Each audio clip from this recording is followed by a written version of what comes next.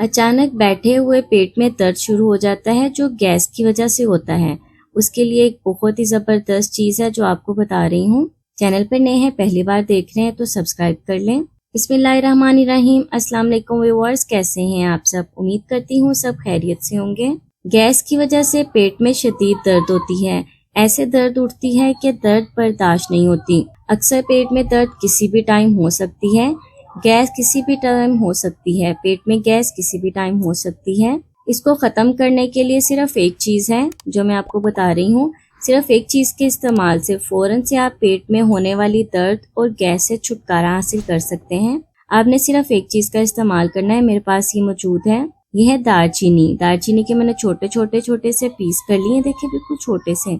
जैसे ही आपको लगे कि आपके पेट में गैस है जिसकी वजह से पेट में दर्द हो रही है, आपने इसका इस्तेमाल करना है।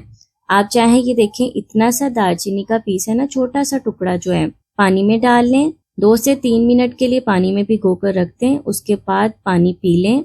अगर पानी में डालकर नहीं तो ऐसे ही इसे मुंह में डालकर चबा लें। छोटा सा पीस लें, मुंह में डालकर चबा लें।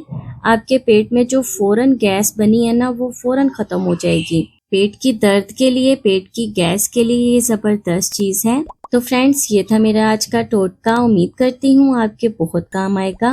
वीडियो को लाइक और दूसरों के साथ शेयर जरूर करें और मुझे दुआ में याद रखें। अल्लाह हाफिज।